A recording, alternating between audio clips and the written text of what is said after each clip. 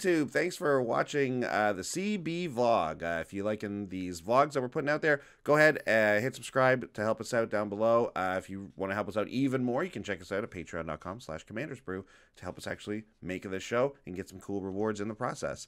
But let's now get to the topic for today. Sean, what is it? What are we talking about today? Today we're talking about how to welcome new players to Commander. It happens all the time, right? You've got a Commander play group, and maybe you know someone who like used to play Magic, and they're like, hey, I want to hang out and play with you guys. Great, there's a new player. Maybe you know someone who like you draft with sometimes, but they don't play Commander, but they want to join your Commander group. Great, there's a new player. New players can come from all over the place, but we are always seeking to have new players, cool people to join the play group so that we can have more fun, right? Because you and I both know sometimes people can't make it on play night. So if you have a larger pool of people to draw from, then you're more likely to get a good solid play group going. Yeah, and it's very important to nurture that play group, to have it grow and be healthy, so people are happy playing it in there. That way you can always get more games in. It's like secretly selfish to help everyone else because you're just doing it so that you can play more Magic. Right? But it's really good. And honestly, as Commander players, we play probably the most complicated version of Magic, right? Yeah, probably. We have the most cards in our deck, just numbers wise. Then we have the most cards in our deck just because it's singleton on top of that. Yeah. Like the number of just cards we have in our deck is more than people have in their entire decks, including lands and other formats, right? So, sure. Not to mention the multiplayer aspect. They got to keep track of not just their board and their opponent's board, two other opponents' boards. And the fact that the card pool is essentially unlimited means that we're talking about very messy stuff from early in the game right up to newer stuff that now is interacting with those old cards and things like that. So yeah, and it's a daunting task. I would even argue that a format like Modern or even Legacy that has access to a large card pool, they don't really have as big a card pool as you think. Exactly. Because many cards are just non-issues for them. So exactly. we'll play anything. And they're playing 4 copies of 9 cards or whatever it is, right? So you're only seeing really maybe 12 or 13 different cards in a deck or something like that, and then that's just blown out of the water by Commander. We're playing cards that are unplayable in our own format. So it's true. I think our top priority as veteran Commander players is to make it feel less intimidating to new players, right? It can be very easy. So what can we suggest to new players? Let's talk about brand new players first. People who don't even know how to play Magic, really. How do we get them into it? So there's a whole step here that we're kind of going to skip over a little bit, which is simply teaching them how to play Magic. Right. This could be its own show altogether. This could be its own podcast altogether. But want some quick shortcuts to just mention it right here off the top.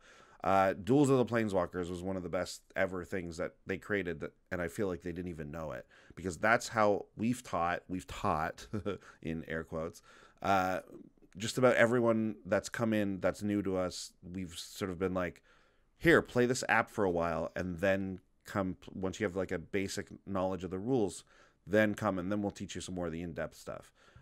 So that's one amazing way. I mean, I know they don't support those apps anymore, but they're still there. Duels of the Planeswalkers 2013, 2014, 2015, all that stuff. Those are still on the App Store as far as I know. And Magic Duels, the most recently dead version of it, is also still out there. The most recently dead, yeah. Yeah, and those were great ways of teaching. It's actually one of the bummers about Arena is that you can't play against an AI in Arena. That is something that obviously they're not prioritizing because it's more for I don't know, I guess established players, but Arena playing against the AI in those old games was an excellent way to learn how to play Magic. You make mistakes, everything. Even the tutorials were great. The tutorial in Arena is bad. It does not teach you much at all. Yeah, that's right. That's true. So getting that app to those players was very good. There's lots of methods to be teaching a new player this fairly complicated game, and whichever way you decide to do that, definitely don't start them out with teaching them how to play Commander. Teach them how to play a 40 card deck of Magic first, monocolored. get those basic like ideals implanted in their head first above all else. That's the most important. Yeah. Now there's a couple. So let's assume people know how to play now. Yes. So that maybe they know a little bit. They've tinkered with the tutorials, or maybe you've taught them with a couple of simple decks. They know the rules. They know how to go. They can't wait. They want to sit down and they want to play. What's next? So one method I've seen a lot of people employ, and I've seen them talk about on like Reddit and stuff like that, is they'll take this idea of like what I just said, teaching them with a 40 card monocolored deck, right? So they're comfortable with those cards. They're comfortable with the mechanics. Then you introduce 20, well, not 20 cards, but including lands, 20 cards, make it a 60 card deck, right? So now you're introducing them to a bit more diversity, and you introduce a new color when you do that, right? So now you have a 60 card deck and it's 2 colors, and they can play with that for a while. And then if you want to bring them up to Commander, it's a big jump, but you go from that 60 up to like 100. And that's when you introduce the third color, you introduce all the things we're talking, you know, the rules elements of Commander, like Commander, the command zone, things like that. And in doing that, you can kind of teach them all things at once. It's a little, it can still, that can still be a bit overwhelming. What I've done is I have a little, like, what do you call these things? Fat packs. And it's filled with 3 decks. They're all 40 cards. It's a mono green deck, a mono red deck, and then a blue white deck. And what it is it's teaching them about creatures and stuff first, then teaching them about instants and sorceries, then teaching them about activated abilities and other mechanics, right? And you can do that with Commander decks also. Keep it mono, then introduce one color, then introduce a third color. So you have these kind of like training decks. I think that's a great way to introduce brand new players to the game. And then once they're up to speed on the mechanics and rules of Commander, now what are we doing? Now what are we talking to them about? Yeah, so so great. So we've got them. So what about players who are a little bit kind of like ingrained already? Maybe they know a little bit about draft. Maybe they've been drafting a bench. Maybe they play modern or standard and they know that kind of thing. Well, again, different things. These decks are generally going to be, find out what's in common. I think that's a good way to start. Like, so if you play draft, what's in common between Commander and draft? That's one of the farthest ones, because like draft, it's about like tactical moves and the combat's so important. It's 1v1. Whereas in Commander, combat tricks are less valuable. Like basic removal is always good, but we need to look past that sort of thing. But if they're a standard player, maybe they're more used to playing towards their win condition, right? So you can kind of tell them, well, here's your win condition. You're trying to do this. If you can explain to them or help them figure out what their deck's strategy is in a sentence or two, what is the theme of their deck, that's a great way to do it. All your moves should be towards your theme. Is your theme to cast a ton of little creatures and then somehow resolve an overrun? Well, that's an easy gameplay to try to do when you're in a decision. Be like, I don't know what to do. Well, make more little guys. Yeah, always. I think one of the things for limited players is also like the deck building side of things, right? Right. Limited is an intense format because you need to be good at all like 3 things. You need to be good at card selection, like evaluation, deck building, and then actually playing your deck. Commander, you need to obviously be good at the deck building side to get there, and then playing in politics and stuff like that. But there is some overlap there when it comes to deck building, and this is true for all Magic formats really. But in Commander, because you get to add so many cards and you get to personalize it so much, I always found that introducing the idea of like themes and like your own personality when it comes to both the deck style and like the commander you choose, that is attractive to a lot of Magic players no matter what format they're playing. So even some like really spiky players like really are attracted to that, and they like the idea of putting their own spin on it, because you have some spiky players who like want to play the, I guess they're not really spiky. They're not really spikes if they're doing this, but like they want to play their deck. Like they want to play the one that they came up with, the one that they brewed. Like those players, those are the ones that are going to love Commander, and introducing those aspects is going to be important to them. Yeah, and let's talk for a second about how does an actual game work with a new player? I think it doesn't end with deck building and introducing them how to play the decks. Right. I think it's very important for those first few games that they're playing. We need to make sure that they don't feel too intimidated, and they don't feel ganged up on, and they don't feel like we've treated them unfairly. The whole point is we want them to come back. We want them to want to play more Commander. So I think the main thing when you're playing with a new player, leave politics out for a little bit, right? Like for those first couple games, don't play politics because it's just so unfair. Like this new player doesn't know when you're being honest, doesn't know when you're trying to trick them. And if they feel tricked because they just don't know any better, that's an awful way to treat someone. So like, let's leave politics out for those first few games until, you know, they start to get a handle. It's like, okay, now we're ready to like start leading you. Yeah, in general, you kind of have to take your foot off the gas a bit when there's a new player there, because if you are just running over them and like, yeah, you're politicking and doing everything with this new player sitting there just trying to figure out what his cards do and how they interact with each other, you know, that's going to be a real feel bad moment for them, and they might not want to play either just with you or with this play group or in general. So you definitely don't want that. That being said, if you have a new player that's like, you know, that is coming back and returning, you can't always treat them with kid gloves, right? Like at some point, you've got to give them the respect of, okay, you're here, you know, you've come back, you're still playing with us. Yeah, it's still it's a thing for you. You know, you still got the one deck or whatever, but I'm going to come at you now, right? Now I'm going to make you deal with, you know, the real threats that we have. So, you know, judging when a good time for that is kind of you know, a case by case basis, but don't forget to do that. Like they're not a new player forever, and they will feel better if they get to overcome like odds. Like that's the other thing. Like don't just give them nothing forever. Eventually you're going to have to start attacking them, and then they're going to feel great when they pull off a move that, you know, saved them or, you know, help them to eliminate some big threat or something like that. Yeah. Okay. Yeah. So the other thing I wanted to say is when it comes to new players, there's a big temptation to sort of tell them everything that's going on the board, tell them everything that's happening, and sort of point out things to them, you know, and in trying to be as helpful as you can, right?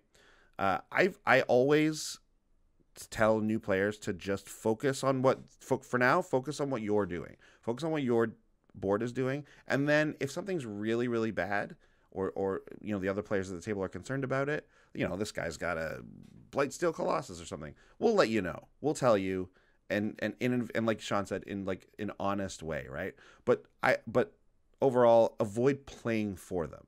Don't tell them that they have to do this. Don't tell them that they should do this even, right? If it comes to a point where absolutely they're going to die or something like that, or there's a threat that they don't even at all know about, yeah, you can let them know, but definitely let them make their own decisions. That's the fun of playing the game. That's the fun of Magic, and making mistakes helps you find out things, right? So let them make the mistakes. That's fine. Yeah, I think a great way to do this is, I learned recently that this is called the Socratic method, where instead of telling people what they should learn, ask them what they think is the best threat. What do you think is the biggest threat on the board? And get them to answer your questions rather than tell them this is the biggest threat. Then you get to see where they're lined up, and they're like, oh, they're just looking at power and toughness, but they don't see how this is a key combo piece. Well, that's okay. There's no way they could know. Mm-hmm. So I'll let them see that combo go off, and then I'll point out, this is how it worked. These are the pieces that made it work. And hopefully for next time, they'll be aware of those things. That is a great point. Yeah, let them, if they're pointing the removal at the wrong thing, the best I've seen it is when people gently say like, oh, you know, this thing here is also very like, very, very like, this thing is scary too.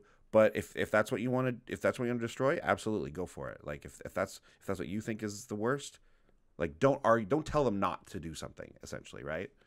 Yeah, the best way to do that though is to ask them why they think that's the worst. If they can come up with a reason why they think that's the worst, no matter what it is, as long as they're like, well, that thing's the biggest, it's like, okay, great. As long as they're not randomly casting spells for no reason, because then they're not learning anything. I think sometimes the Socratic method can come off a little bit patronizing, which is why I don't love it. Sure. You know what I mean? There's a right and a wrong way to why ask do you everything. think that should be destroyed? Well, like, obviously we wouldn't say it that don't way. say it like that. Yeah, definitely. But yeah, you'll know the times and how to say things like that, of course. Yeah. Deck building. So we've got our playing the game. Like maybe you've given them a training deck, right, or something like that, and they've sat down and we've played a game with this new player, and now they're hooked. They're into Commander. They're like, I love this game. I love the multiplayer aspect. That's the other thing. Make sure everyone's just having a good time, right? Treat this almost more like a board game that we're all trying to play together, right? That's always the most fun. So let's say we've had a great experience like that and people play and they want to now build their own deck. What type of advice can we have for a new player who wants to now dive into the world of deck building and the mass of cards that are available to us as Commander players? Yeah, I mean, the easiest thing is just point them to some precons. Maybe you've got a precon that you've already got sleeved up that you haven't made a change to. That's a great one to lend out. You can give them advice on where to purchase cheap ones, or just have them look up a simple website like edhrec.com. That's a great way to look up ideas for new commanders. Some of those decks are a little bit high powered or whatever. Maybe there's a lot of stuff going on they might not fully grasp yet, but it's a nice place to start to get some ideas. Yeah, there's so much floating around on EDHREC that I think that you'll, for the most part, find a medium powered deck once you actually are like, oh, I've got to buy that card. Oh, wait, that card's $80. Forget it. I feel like newer players are probably going to be. Although I remember when our friend James started playing, he immediately went out and bought a Cabal Coffers, and we were like, whoa. Yeah. Like, okay, man, good. Like, yes, very good card. Yeah. That was funny. I think it's important that if you I think precons are just so great for new players, right? Everyone knows that. But definitely stress to those players when they get their precon that, like, if you have a bunch of stuff from your draft that you love, like if you went and bought let's say the Bant Enchantress deck, right? And because in your draft that you recently did, you got a bunch of cool enchantments. So you're like, oh, well, I can use those. Stress that you should definitely add those cards in there. Take out whatever you want, put in whatever you want, make it your own. Absolutely. Do that every time. Even if you know in your mind that they're taking out way more powerful stuff and putting in way less powerful things, let them figure that out. That's an important part of deck building. And then maybe after a game, you can be like, oh, tell me why you put that in, right? And what did you have to pull out?